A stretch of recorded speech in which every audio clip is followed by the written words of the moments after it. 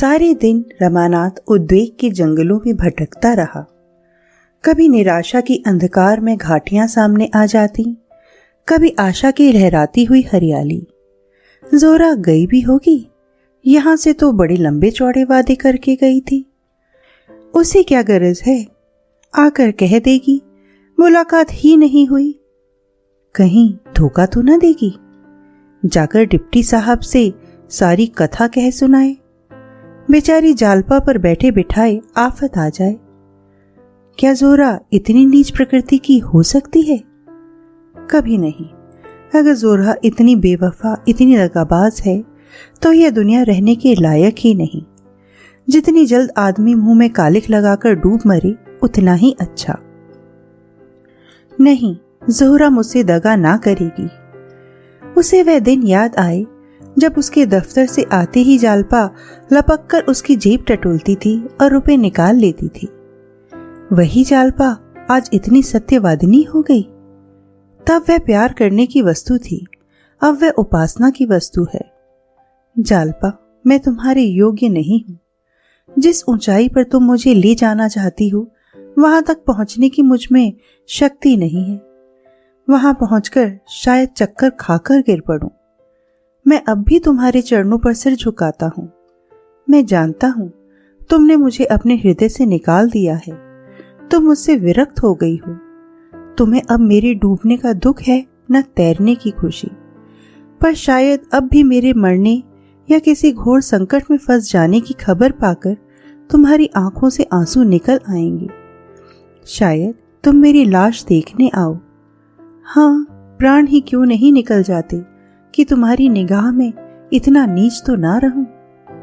रमानाथ को अब अपनी उस गलती पर घोर पश्चाताप हो रहा था जो उसने जालपा की बात ना मानकर की थी। अगर उसने उसके आदेशानुसार जज के इजलास में अपना बयान बदल दिया होता, धमकियों में ना आता, हिम्मत मजबूत रखता, तो उसकी यह दशा क्यों होती? उसे विश्वास था जालपा के साथ वह सारी कठिनाइयां झेल ले जाता। उसकी श्रद्धा और प्रेम का कवच पहनकर वह अजय हो जाता। अगर उसे फांसी भी हो जाती तो वह हंसते खेलते उस पर चढ़ जाता। मगर पहले उससे चाहे जो भूल हुई, इस वक्त तो वह भूल से नहीं, जालपा की खातिर ही यह कष्ट भोग रहा था। कैद जब भोगना ही है तो उसे रो रो कर भोगने से तो यह कहीं अच्छा है कि हंस हंस कर भोगा जाए।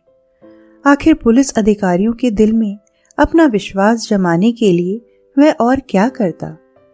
यह दुष्ट जालपा को सताते, उसका अपमान करते, उस पर झूठे मुकदमे चलाकर उसे सजा दिलाते। वह दशा तो और भी असह्य होती। वह दुर्बल था, सब अपमान सह सकता था। जालपा तो शायद प्राण ही दे देती। उसे आज ज्ञात हुआ कि वह जालपा को नहीं छोड़ सकता और जोहरा को त्याग देना भी उसके लिए असंभव सा जान पड़ता था। क्या वह दोनों रमणियों को प्रसन्न रख सकता था? क्या इस दशा में जालपा उसके साथ रहना स्वीकार करेगी? कभी नहीं। वह शायद उसे कभी क्षमा ना करेगी। अगर उसे यह मालूम भी हो जाए कि उसी के लिए वह ये यातना भोग रहा है तो भी वह उसे क्षमा ना करेगी। वह कहेगी, मेरे लिए तुमने अपनी आत्मा को क्यों कलंकित किया? मैं अपनी रक्षा आप कर सकती थी। वह दिन भी इसी उधेड़-बुन में पड़ा रहा। आंखें सड़क की ओर लगी हुई थीं। नहाने का समय टल गया, भोजन का समय टल गया, किसी बात की परवाह ना थी।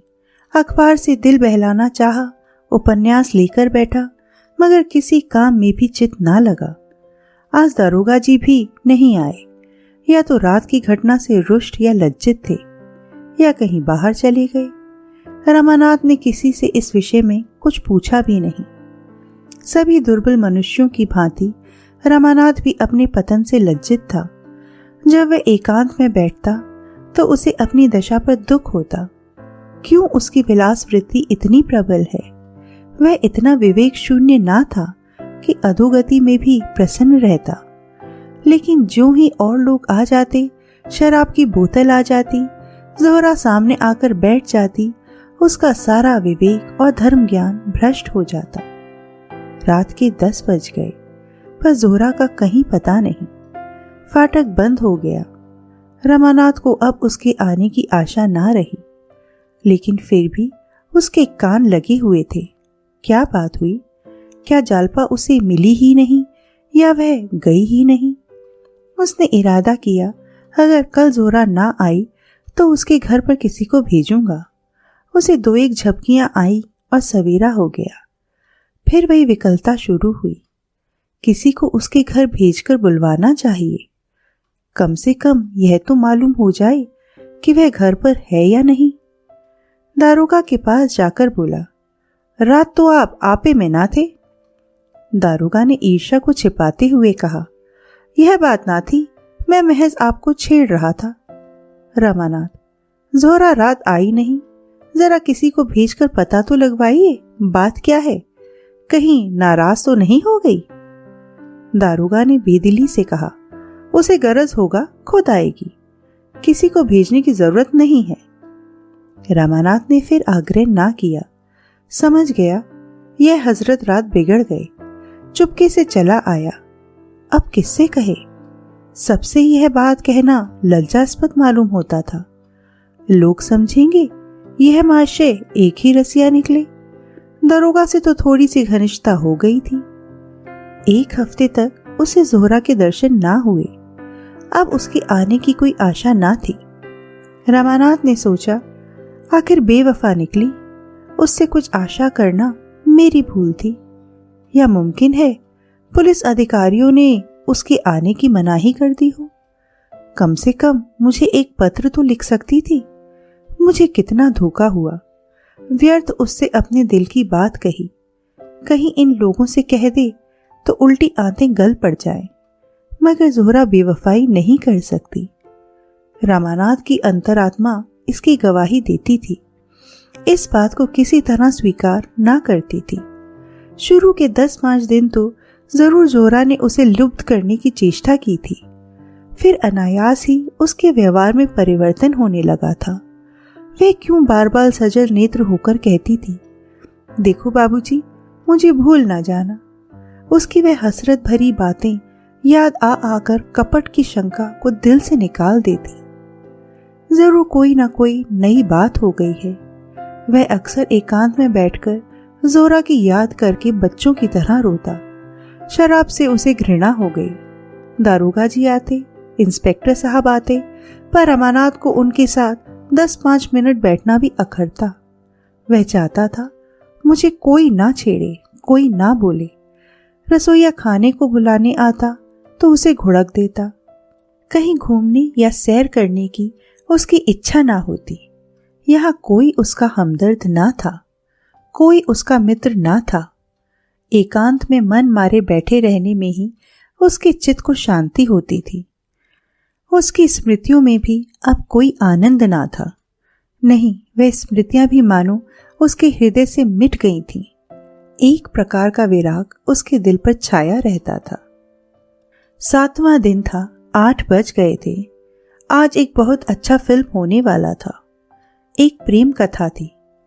दारोगा जी ने आकर रमानाथ से कहा तो वह चलने को तैयार हो गया। कपड़े पहन रहा था कि जोहरा आ पहुंची।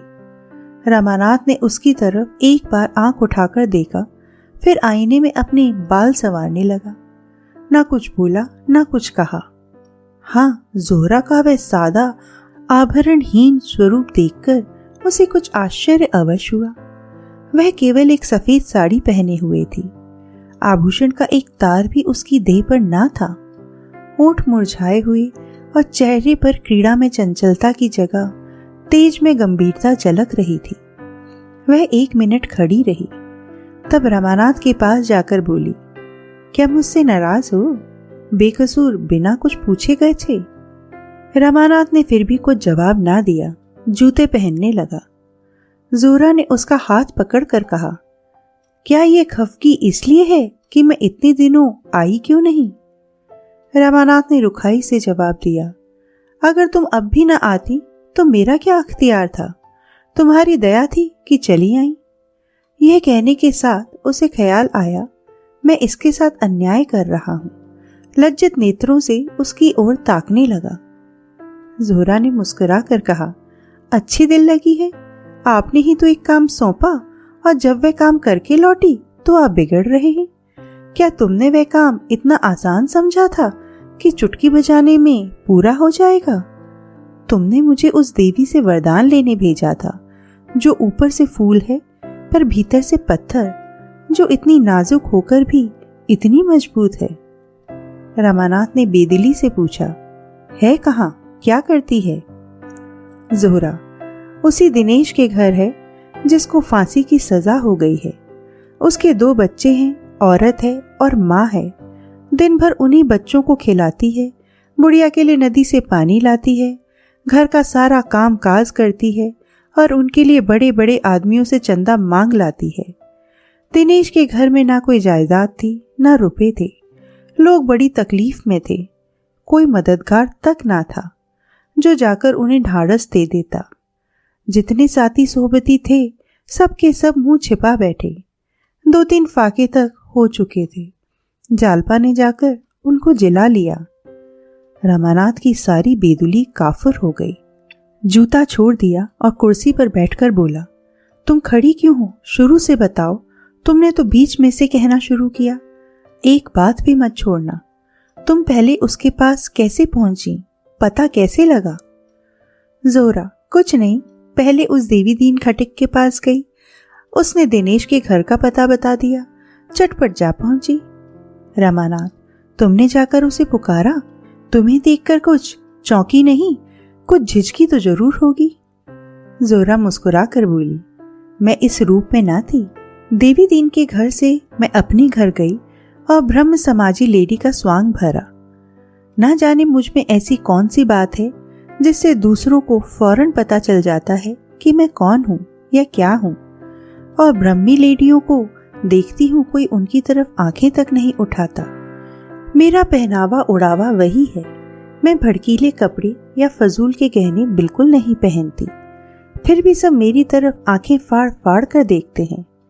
मेरी असलियत नहीं छिपती। यही खौफ मुझे था कि कहीं जालपा भांप ना जाए। लेकिन मैंने दांत खूब साफ कर लिए थे। पान का निशान तक ना था। मालूम होता था किसी कॉलेज की लेडी टीचर होगी। इस शक्ल में मैं वहां पहुंची। ऐसी सूरत बना ली कि वह क्या कोई भी ना भांप सकता था। पर्दा ढका रह गया। मैंने दिनेश की माँ से कहा, मैं यहाँ यूनिवर्सिटी में पढ़ती हूँ। अपना घर मुंगेर बतलाया। बच्चों के लिए मिठाई ले गई थी। हमदर्द का पार्ट खेलने गई थी और मेरा ख्याल है कि मैंने खूब खेला। दोनों औरतें बेचारी रोने लगीं। मैं भी जब्त ना कर सकी। उनसे कभी कभी मिलते रहने का वादा किया। जालपा इसी बीच में गंगाजल लिए पहुंची। मैंने दिनेश की माँ से बंगला में पूछा, क्या ये कहारिन है? उसने कहा, नहीं, यह भी तुम्हारी ही तरह हम लोगों के दुख में शरीक होने आ गई है। यहाँ इनका शौहर किसी दफ्तर में नौकर है और तो कुछ नहीं मालूम। रोज सवेरे आ जाती है और बच्चों को खिलाने ले जाती है। मैं अपने हाथ से गंगाजल लाया करती थी। मुझे रोक दिया और खुद लाती है। हमें तो इन्होंने जीवन दान दिया। कोई आगे पीछे ना था। बच्चे दाने दाने को तरसते थे। जब से ये आ गई हैं, हमें कोई कष्ट नहीं है। ना जाने किस शुभ कर्म का ये वरदान हमें मिला है। उस घर के सामने ही एक छोटा सा पार्क है। मोहल्ले भर के बच्चे वहीं खेला करते हैं। शाम हो गई थी। जालपा देवी ने दोनों बच्चों को साथ लिया और पार्क की तरफ चली। मैं जो मिठाई ले गई थी उसमें से बूढ़ी ने एक एक मिठाई दोनों बच्चों को दी थी। दोनों कूद कूद कर नाचने लगे। बच्चों की इस खुशी पर मुझे रोना आ गया। दोनों मिठाइयाँ खाते हुए जालपा के साथ हो लिए। जब पार्क में दोनों बच्चे खेलने लगे तब जालपा से मेरी बातें होने लगी। रमानाथ ने कुर्सी और करीब खींच ली और आगे झुककर बोला, तुमने किस तरह बातचीत शुरू की? ज़ोहरा, कह तो रही हूँ। मैंने पूछा, जालपा देवी तुम कहाँ रहती हो? घर की दोनों औरतों से तुम्हारी बड़ाई सुनकर तुम्हारे ऊपर आशिक हो गई हूँ। रमानाथ, यही लफ्ज कहा था तुमने? ज़ोहरा, हाँ, जरा मजाक करने की सूझी। मेरी तरफ ताज्जुब से देखकर बोली, तुम तो बंगालन नहीं मालूम होती, इतनी साफ हिंदी कोई बंगालन नहीं बोलती।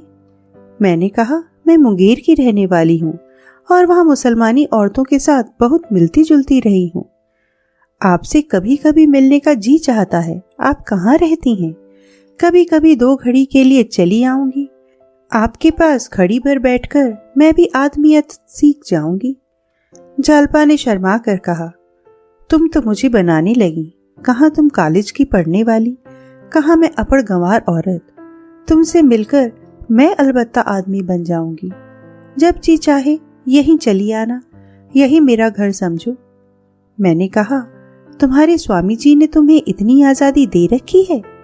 बड़े अच्छे ख्यालों के आदमी होंगे। किस दफ्तर में नौकर हैं? जालपा ने अपने नाखूनों को देखते हुए कहा, पुलिस में उम्मीदवार हैं। मैंने ताज्जुब से पूछा, पुलिस के आदमी होकर वह तुम्हें यहाँ आने की आजादी देते हैं? जालपा इस प्रश्न के लिए तैयार ना मालूम होती थी। कुछ चौंक कर बोली, वह मुझसे कुछ नहीं कहते। मैंने उनसे यहाँ आने की बात नहीं कही। वह घर बहुत कम आते हैं, वहीं पुलिस वालों के साथ रहते हैं। उन्होंने एक साथ 3 जवाब दिए। फिर भी उन्हें शक हो रहा था कि इनमें से कोई जवाब इत्मीनान के लायक नहीं है। वह कुछ खिसियानी सी होकर दूसरी तरफ ताकने लगी। मैंने पूछा, तुम अपनी स्वामी से कहकर किसी तरह मेरी मुलाकात उस मुखबिर से करा सकती हो जिसने इन कैदियों के खिलाफ गवाही दी है? रमानाथ की आंखें फैल गईं और छाती धक धक करने लगी। जोहरा बोली। यह सुनकर जालपा ने मुझे चुभती हुई आंखों से देखकर पूछा, तुम उनसे मिलकर क्या करोगी? मैंने कहा, तुम मुलाकात करा सकती हो या नहीं? मैं उनसे यही पूछना चाहती हूँ कि तुमने इतने आदमियों को फंसाकर क्या पाया। देखूंगी वह क्या जवाब देते हैं। जालपा का चेहरा सख्त पड़ गया। बोली, वह यह कह सकता है मैंने अपने फायदे के लिए किया। सभी आदमी अपना फायदा सोचते हैं। मैंने भी सोचा, जब पुलिस के सैकड़ों आदमियों से कोई यह प्रश्न नहीं करता तो उससे यह प्रश्न क्यों किया जाए? इससे कोई फायदा नहीं। मैंने कहा, अच्छा मान लो तुम्हारा पति ऐसी मुखबरी करता तो तुम क्या करती? जालपा ने मेरी तरफ सहमी हुई आंखों से देखकर कहा, तुम मुझसे यह सवाल क्यों करती हो? तुम खुद अपने दिल में इसका जवाब क्यों नहीं ढूंढती? मैंने कहा, मैं तो उनसे कभी ना बोलती, ना कभी उनकी सूरत देखती। जालपा ने गंभीर चिंता के भाव से कहा, शायद मैं भी ऐसा ही समझती या ना समझती, कुछ कह नहीं सकती। आखिर पुलिस के अफसरों के घर में भी तो औरतें हैं। वे क्यों नहीं अपने आदमियों को कुछ कहती? जिस तरह उनके हृदय अपने मर्दों के से हो गए हैं, संभव है मेरा हृदय भी वैसा ही हो जाता। इतने में अंधेरा हो गया। जालपा देवी ने कहा, मुझे देर हो रही है, बच्चे साथ हैं, कल हो सके तो फिर मिलिएगा। आपकी बातों में बड़ा आनंद आता है। मैं चलने लगी तो उन्होंने चलते चलते मुझसे फिर कहा, जरूर आइएगा, वहीं मैं मिलूंगी, आपका इंतजार करती रहूंगी। लेकिन 10 ही कदम के बाद फिर रुककर बोली, मैंने आपका नाम तो पूछा ही नहीं। अभी तुमसे बातें करने से जी नहीं भरा। देर ना हो रही हो तो आओ कुछ देर गपशप करें। मैं तो यही चाहती ही थी। अपना नाम जोहरा बतला दिया। रमानाथ ने पूछा, सच? जोहरा, हाँ, हरज क्या था? पहले तो जालपा भी जरा चौंकी, पर कोई बात ना थी। समझ गई बंगाली मुसलमान होगी। हम दोनों उसके घर गए। उस जरा से कटघरे में न जाने वह कैसे बैठती है। एक तिल भी जगह नहीं। कहीं मटके हैं, कहीं पानी, कहीं खाट, कहीं बिछावन। सील और बदबू से नाक फटी जाती थी। खाना तैयार हो गया था। दिनेश की बहू बर्तन धो रही थी। जालपा ने उसे उठा दिया। जाकर बच्चों को खिलाकर सुला दो, मैं बर्तन धोए देती हूँ, और खुद बर्तन मांजने लगी। उनकी यह खिदमत देखकर मेरे दिल पर इतना असर हुआ कि मैं भी वहीं बैठ गई और माजे हुए बर्तनों को धोने लगी। जालपा ने मुझे वहां से हट जाने के लिए कहा, पर मैं ना हटी, बराबर बर्तन धोती रही। जालपा ने तब पानी का मटका अलग हटाकर कहा, मैं पानी ना दूंगी, तुम उठ जाओ, मुझे बड़ी शर्म आती है। तुम्हें मेरी कसम, हट जाओ, यहाँ आना तो तुम्हारी सजा हो गई। तुमने ऐसा काम अपनी जिंदगी में क्यों किया होगा? मैंने कहा, तुमने भी तो कभी नहीं किया होगा। जब तुम करती हो तो मेरे लिए क्या हर्ज है? जालपा ने कहा, मेरी और बात है। मैंने पूछा, क्यों? जो बात तुम्हारे लिए है वही मेरे लिए भी है। कोई मेहरी क्यों नहीं रख लेती हो? जालपा ने कहा, मेहरियां 8-8 रुपए मांगती हैं। मैं बोली, मैं 8 रुपए महीना दे दिया करूंगी। जालपा ने ऐसी निगाहों से मेरी तरफ देखा जिसमें सच्चे प्रेम के साथ सच्चा उल्लास, सच्चा आशीर्वाद भरा हुआ था। वह चितवन, आह कितनी पाकीज़ा थी, कितनी पाक करने वाली। उनकी इस बेगरज खिदमत के सामने मुझे अपनी जिंदगी कितनी जलील, कितनी काबिले नफरत मालूम हो रही थी। उन बर्तनों के धोने में मुझे जो आनंद मिला उसे मैं बयान नहीं कर सकती। बर्तन धोकर उठी तो बुढ़िया के पांव दबाने बैठ गईं। मैं चुपचाप खड़ी थी। मुझसे बोली, तुम्हें देर हो रही हो तो जाओ, कल फिर आना। मैंने कहा, नहीं, मैं तुम्हें तुम्हारे घर पहुंचाकर उधर ही से निकल जाऊंगी। गरज 9 बजे के बाद वह वहां से चली। रास्ते में मैंने कहा, जालपा तुम सचमुच देवी हो? जालपा ने छूटते ही कहा, ज़ोहरा ऐसा मत कहो, मैं खिदमत नहीं कर रही हूँ, अपने पापों का प्रायश्चित कर रही हूँ। मैं बहुत दुखी हूँ, मुझसे बड़ी अभागिनी संसार में ना होगी। मैंने अनजान बनकर कहा, इसका मतलब मैं नहीं समझी। जालपा ने सामने ताकते हुए कहा, कभी समझ जाओगी। मेरा प्रायश्चित इस जन्म में पूरा ना होगा, इसके लिए मुझे कई जन्म लेने पड़ेंगे। मैंने कहा, तुम तो मुझे चक्कर में डाले देती हो बहन, मेरी समझ में कुछ नहीं आ रहा है। जब तक तुम इसे समझा ना दोगी मैं तुम्हारा गला ना छोड़ूंगी। जालपा ने एक लंबी सांस लेकर कहा, ज़ोहरा किसी बात को खुद छिपाए रहना इससे ज्यादा आसान है कि दूसरों पर वह बोझ रखूं। मैंने आहत कंठ से कहा, हाँ, पहली मुलाकात में अगर आपको मुझ पर इतना एतबार ना हो तो मैं आपको इल्जाम ना दूंगी, मगर कभी ना कभी आपको मुझ पर एतबार करना पड़ेगा। मैं आपको छोड़ूंगी नहीं। कुछ दूर तक हम दोनों चुपचाप चलती रहीं। एकाएक जालपा ने कांपती हुई आवाज में कहा, ज़ोहरा अगर इस वक्त तुम्हें मालूम हो जाए कि मैं कौन हूं तो शायद तुम नफरत से मुंह फेर लोगी और मेरे साये से भी दूर भागोगी। इन लफ्जों में ना मालूम क्या जादू था कि मेरे सारे रोए खड़े हो गए। यह एक रंज और शर्म से भरे हुए दिल की आवाज थी और इसने मेरी स्याह जिंदगी की सूरत मेरे सामने खड़ी कर दी। मेरी आंखों में आंसू भर आए। ऐसा जी में आया कि अपना सारा स्वांग खोल दूं। ना जाने उनके सामने मेरा दिल क्यों ऐसा हो गया था। मैंने बड़े बड़े कांये और छंटे हुए शोहदे और पुलिस अफसरों को चपरगट्टू बनाया है, पर उनके सामने मैं जैसे भीगी बिल्ली बनी हुई थी। फिर मैंने जाने कैसे अपने को संभाल लिया। मैं बोली तो मेरा गला भी भरा हुआ था। यह तुम्हारा ख्याल गलत है देवी, शायद तब मैं तुम्हारे पैरों पर गिर पड़ूंगी। अपनी या अपनों की बुराइयों पर शर्मिंदा होना सच्चे दिलों का काम है। जालपा ने कहा, लेकिन तुम मेरा हाल जानकर करोगी क्या? बस इतना ही समझ लो कि एक गरीब अभागिन औरत हूँ जिसे अपने ही जैसे अभागी और गरीब आदमियों के साथ मिलने जुलने में आनंद आता है। इसी तरह वह बार बार टालती रही, लेकिन मैंने पीछा ना छोड़ा। आखिर उसके मुंह से बात निकाल ही ली। रमानाथ ने कहा, यह नहीं, सब कुछ कहना पड़ेगा। ज़ोहरा, अब आधी रात तक की कथा कहाँ तक सुनाऊं, घंटों लग जाएंगे। जब मैं बहुत पीछे पड़ी तो उन्होंने आखिर में कहा, मैं उसी मुखबिर की बदनसीब औरत हूँ जिसने इन कैदियों पर यह आफत ढाई है। यह कहते कहते वह रो पड़ी। फिर जरा आवाज को संभाल कर बोली, हम लोग इलाहाबाद के रहने वाले हैं।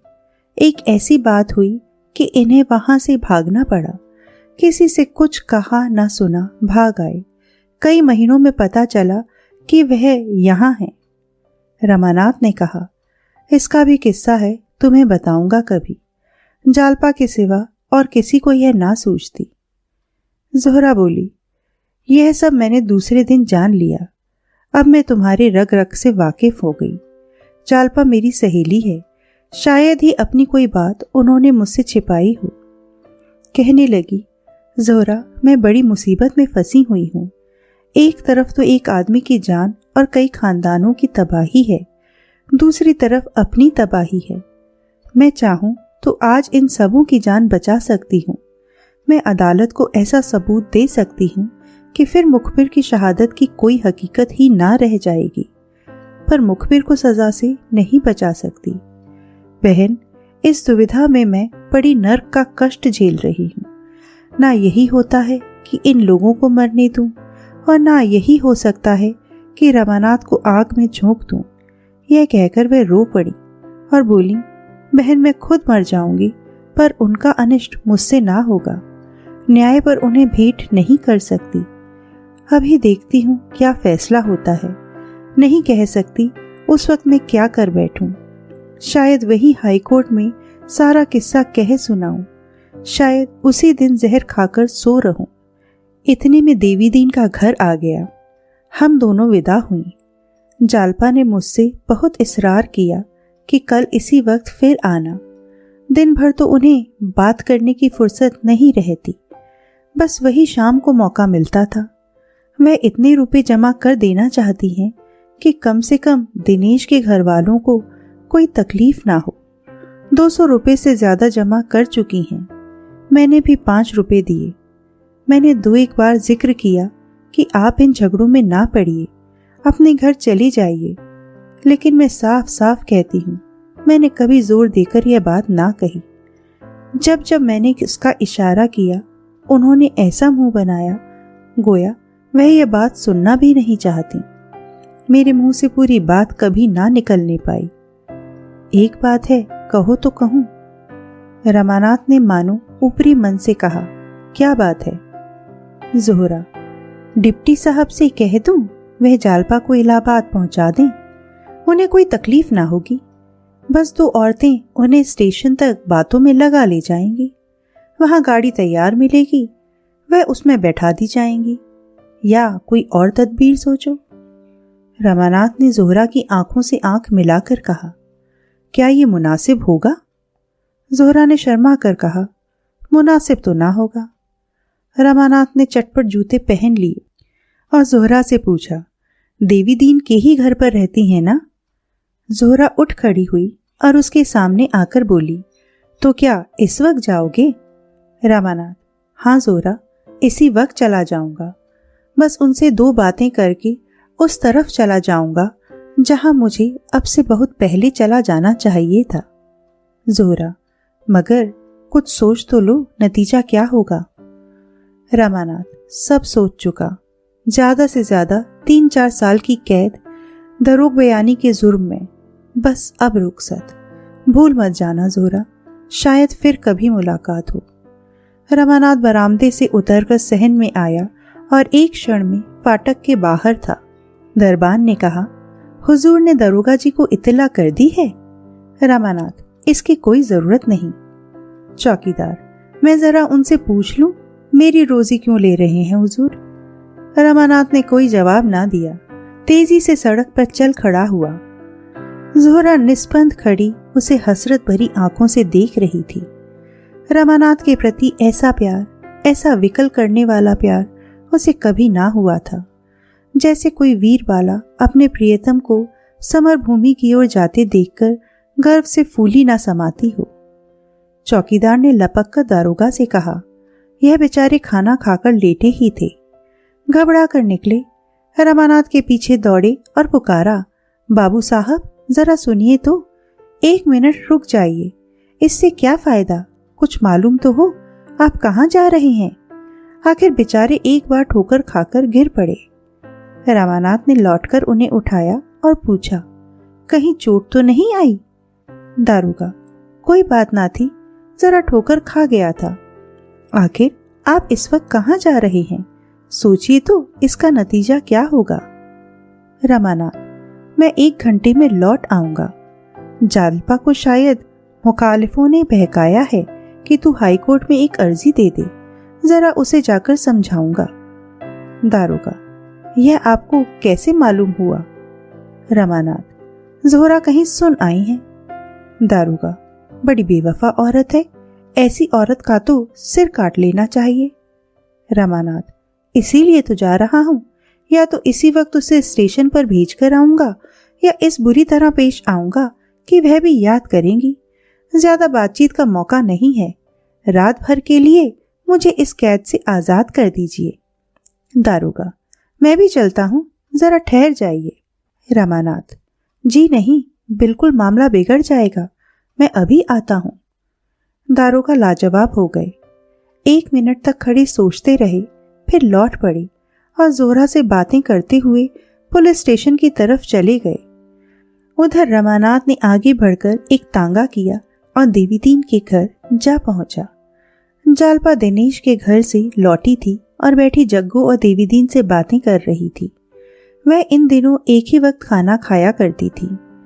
इतने में रमानाथ ने नीचे से आवाज दी। देवीदीन उसकी आवाज पहचान गया, बोला, भैया हैं शायद। जालपा, कह दो यहाँ क्या करने आए हैं, वहीं जाएं। देवी, नहीं बेटी, जरा पूछ तो लूं क्या कहते हैं, इस वक्त कैसे उन्हें छुट्टी मिली। जालपा, मुझे समझाने आए होंगे और क्या, मगर मुंह धो रखें। देवीदीन ने द्वार खोल दिया। रमानाथ ने अंदर आकर कहा, दादा, तुम मुझे यहाँ देखकर इस वक्त ताज्जुब कर रहे होंगे। 1 घंटे की छुट्टी लेकर आया हूँ। तुम लोगों से अपने बहुत से अपराधों को क्षमा कराना था। जालपा ऊपर है? देवीदीन बोला, हाँ हैं तो, अभी आई हैं, बैठो, कुछ खाने को लाऊं? रमानाथ, नहीं, मैं खाना खा चुका हूँ। जालपा से 2 बातें करना चाहता हूँ। देवी, वह मानेंगी नहीं, नाहक शर्मिंदा होना पड़ेगा। मानने वाली औरत नहीं है। रमानाथ, मुझसे 2 बातें करेंगी या मेरी सूरत ही नहीं देखना चाहती? जरा जाकर पूछ लो। देवी, इसमें पूछना क्या है, दोनों बैठी तो हैं, जाओ, तुम्हारा घर जैसे तब था वैसे अब भी है। रमानाथ, नहीं दादा, उनसे पूछ लो, मैं यूं ना जाऊंगा। देवीदीन ने ऊपर जाकर कहा, तुमसे कुछ कहना चाहते हैं बहू? जालपा मुंह लटकाकर बोली, तो कहते क्यों नहीं, मैंने कुछ जबान बंद कर दी है। जालपा ने यह बात इतनी जोर से कही थी कि नीचे रमानाथ ने भी सुन ली। कितनी निर्ममता थी, उसकी सारी मिलन लालसा मानो उड़ गई। नीचे ही से खड़े खड़े बोला, वह अगर मुझसे नहीं बोलना चाहती तो कोई जबरदस्ती नहीं है। मैंने जज साहब से सारा कच्चा चिट्ठा कह सुनाने का निश्चय कर लिया है, इसी इरादे से इस वक्त चला हूं। मेरी वजह से उनको इतने कष्ट हुए, इसका मुझे खेद है। मेरी अक्ल पर पर्दा पड़ा हुआ था, स्वार्थ ने मुझे अंधा कर रखा था। प्राणों के मोह ने, कष्टों के भय ने बुद्धि हर ली थी। कोई ग्रह सिर पर सवार था, इनके अनुष्ठानों ने उस ग्रह को शांत कर दिया। शायद 2-4 साल के लिए सरकार की मेहमानी खानी पड़े, इसका भय नहीं। जीता रहा तो फिर भेंट होगी। नहीं, मेरी बुराइयों को माफ करना और मुझे भूल जाना। तुम भी देवी दादा और दादी मेरे अपराध क्षमा करना। तुम लोगों ने मेरे ऊपर जो दया की है मैं मरते दम तक ना भूलूंगा। अगर जीता लौटा तो शायद तुम लोगों की कुछ सेवा कर सकूं। मेरी तो जिंदगी सत्यानाश हो गई, न दीन का हुआ न दुनिया का। यह भी कह देना कि उनके गहने मैंने ही चुराए थे। सर्राफ को देने के लिए रुपए ना थे, गहने लौटाना जरूरी था, इसलिए वह कुकर्म करना पड़ा। उसी का फल आज तक भोग रहा हूँ और शायद जब तक प्राण ना निकल जाएंगे भोगता रहूंगा। अगर उसी वक्त सफाई से सारी कथा कह दी होती तो चाहे उस वक्त इन्हें बुरा लगता, लेकिन यह विपत्ति सर पर ना आती। तुम्हें भी मैंने धोखा दिया था दादा, मैं ब्राह्मण नहीं हूँ, कायस्थ हूँ। तुम जैसे देवता से मैंने कपट किया, ना जाने इसका क्या दंड मिलेगा। सब कुछ क्षमा करना, बस यही कहने आया था। रमानाथ बरामदे के नीचे उतर पड़ा और तेजी से कदम उठाता हुआ चल दिया। जालपा भी कोठे से उतरी, लेकिन नीचे आई तो रमानाथ का पता ना था। बरामदे के नीचे उतरकर देवीदीन से बोली, किधर गए दादा? देवीदीन ने कहा, मैंने कुछ नहीं देखा बहू, मेरी आंखें आंसुओं से भरी हुई थीं। वह अब ना मिलेंगे, दौड़ते हुए गए थे। जालपा कई मिनट तक सड़क पर निस्पंद सी खड़ी रही। उन्हें कैसे रोक लूं? इस वक्त वह कितने दुखी हैं, कितने निराश हैं। मेरे सर पर न जाने क्या शैतान सवार था कि उन्हें बुला ना लिया।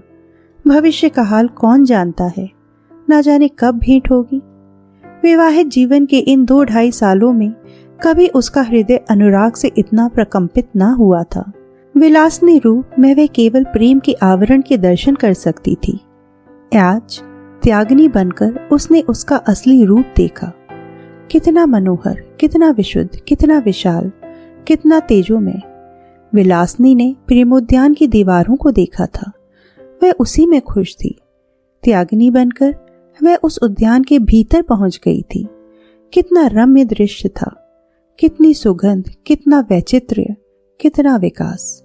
इसकी सुगंध में, इसकी रम्यता में देवत्व भरा हुआ था। प्रेम अपने उच्चतर स्थान पर पहुंचकर देवत्व से मिल जाता है। जालपा को अब कोई शंका नहीं है। इस प्रेम को पाकर वह जन्म जन्मांतरों तक सौभाग्यवती बनी रहेगी।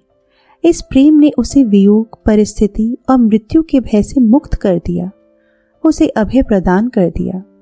इस प्रेम के सामने अब सारा संसार और उसका अखंड वैभव तुच्छ है। इतने में जोहरा आ गई। जालपा को पटरी पर खड़ी देखकर बोली, वहां कैसे खड़ी हो बहन? आज तो मैं ना आ सकी। चलो, आज मुझे तुमसे बहुत सी बातें करनी हैं। दोनों ऊपर चली गईं।